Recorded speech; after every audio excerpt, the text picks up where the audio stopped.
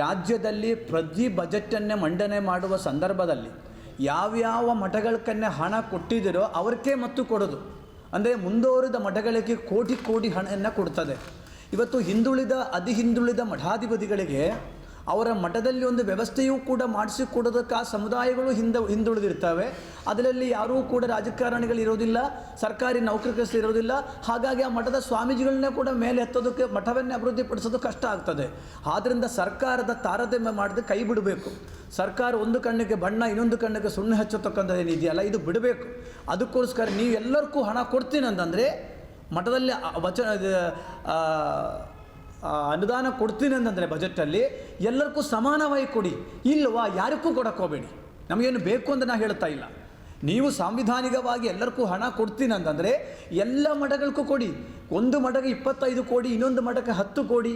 ಹಿಂದುಳಿದ ವರ್ಗದ ಸ್ವಾಮೀಜಿಗಳು ಹೋಗಿ ಒಂದು ಮನವಿ ಕೊಟ್ಟರೂ ಕೂಡ ನೀವು ಅದು ಪರಿಶೀಲನೆ ಮಾಡೋಕ್ಕೇನು ತಯಾರಿಲ್ಲ. ಮತ್ತು ಕಾಂಗ್ರೆಸ್ ಪಕ್ಷ ಈಗ 2.5 ವರ್ಷವಾಗಿ ರಾಜ್ಯದಲ್ಲಿ ಅವರು ಸಮಾನತೆ ಮತ್ತು ಸಾಮಾಜಿಕ ನ್ಯಾಯದಲ್ಲಿ ಬಂದಿರತಕ್ಕಂಥ ಪಕ್ಷ ಅಂತ ನಾವು ಹೇಳುತ್ತೇವೆ. ಆದರೆ ಎರಡೂ ಕೂಡ ಪಕ್ಷ ಕೈಬಿಟ್ಟಿದೆ. ಸಮಾನತೆ ಮತ್ತು ಸಾಮಾಜಿಕ ನ್ಯಾಯ ಇವತ್ತು ಕಾಣುತ್ತಾ ಇಲ್ಲ. What is the meaning the ಸಾಮಾಜಿಕ ನ್ಯಾಯ ಏನದ, ಅದಕ್ಕೆ ಡೆಫಿನಿಷನ್ ಏನು ಅಂತ ನಮಗೆ ಅರ್ಥವಾಗ್ತಾ ಇಲ್ಲ.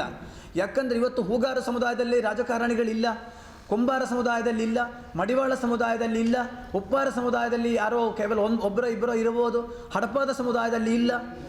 ಸೊ ಈ ಸಮುದಾಯಗಳು ಮೈನ್ಯೂಟ್ ಸಮುದಾಯಗಳಾಗಿದ್ದರಿಂದ ಅವರಿಗೆ ಮತಸಂಖ್ಯೆಗಳು ಜನಸಂಖ್ಯೆಗಳು ಕಮ್ಮಿ ಆಗಿದ್ದರಿಂದ ಅವರಿಗೆ ವಿಧಾನಸಭೆಗೆ ಹೋಗಬೇಡ, ಪಾರ್ಲಿಮೆಂಟಿಗೆ ಹೋಗಬೇಡ, ಸ್ಥಳೀಯ ಚುನಾವಣೆಗೆ ಹೋಗಬೇಡ ಅಂತಕ್ಕಂಥದ್ದು ಇದು ಕಾನೂನು ಬಹಿರ ಅಂಬೇಡ್ಕರ್ ಅವರ ಕನಸಿನ ವಿರುದ್ಧ ಇದು.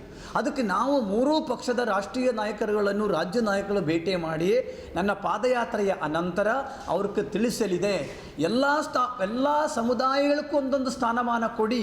ಆವಾಗ ಬಸವಣ್ಣನವರ ಕನಸು, ಅಂಬೇಡ್ಕರ್ ಅವರ ಕನಸನ್ನು ನೆನಸಾಗುತ್ತೆ ಅಂತಕ್ಕಂಥದ್ದು ನಾವು ಹೇಳಬಹುದು. ಆದ್ದರಿಂದ ಇದು ಬಹಳ ದೊಡ್ಡ ಅನ್ಯಾಯವನ್ನು ಮಾಡ್ತಾ ಇದ್ದೀರಿ.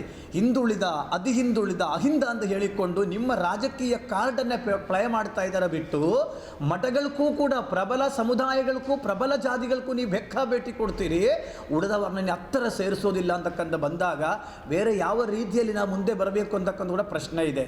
ಆದ್ದರಿಂದ ಇದನ್ನು ಸರ್ಕಾರ ಕೈ ಬಿಡಬೇಕು.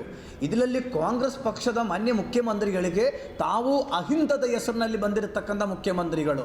ಹಾಗಾಗಿ ತಮಗೆ ಬಹಳ ದೊಡ್ಡ ಜವಾಬ್ದಾರಿ ಇದೆ ಈ ರೀತಿಯಲ್ಲಿ ಇದನ್ನು ಮಾಡೋದಕ್ಕೆ. ನಾವೇನು ವಿರೋಧ ಮಾಡಿ ಇವತ್ತು ನೋಡಿ ಕೋಗಿಲ ಈ ಒಂದು ಇಶ್ಯೂ ಆಯಿತು ಬೆಂಗಳೂರಿನಲ್ಲಿ, ಕೊಡ್ರಿ ನಾವು ಬೇಡ ಅಂತ ಹೇಳ್ತಾ ಇಲ್ಲ. ಆದರೆ 1 ವರ್ಷದ ಹಿಂದೆ 7 ಜನ ಹಿಂದುಳಿದ ವರ್ಗದ ಸಮುದಾಯದ ನಮ್ಮದೇ ಈಡಿಗ ಸಮುದಾಯಕ್ಕೆ ಸೇರಿರ್ತಕ್ಕಂಥವರು ಗುಡ್ಡ ಕುಸಿದು ಬಿದ್ದು ಸತ್ತೋದ್ರು. ಎಲ್ಲಿ? ಕಾರವಾರ ಜಿಲ್ಲೆಯಲ್ಲಿ 7 ಜನ ಈಡಿಗರು. ಏನು ಕೊಟ್ಟರು ನೀವು? ಏನು ಕೊಟ್ಟರು? ಏನೂ ಕೊಡಲಿಲ್ಲ ರಾಜ್ಯ ಸರ್ಕಾರ. ಆದರೆ ನಿನ್ನೆ ಅಲ್ಲಿ ಏನಾಯಿತು? ಸೊ ಇದು ನಮಗೆ ತಾರತಮ್ಯ ಆಗ್ತಾ ಇದೆ. ಇದು ಆಗಬಾರದು, ಇದನ್ನು ಸರಿಪಡಿಸಿಕೊಳ್ಳಬೇಕು ಅಂತ ಇವತ್ತು ನಾನು ನಾಳೆ ಪಾದಯಾತ್ರೆಯನ್ನು ಮಾಡ್ತಾ ಇದ್ದೀನಿ. ನಾಳೆ 6ನೇ ತಾರೀಕಿಂತ ಪ್ರತಿ ಸಮುದಾಯ ಸ್ವಾಮಿಗಳು ಕೂಡ ಈಗ ಬೀದಿಗೆ ಬರೋಕ್ಕೆ ರೆಡಿ ಆಗಿದ್ದಾರೆ.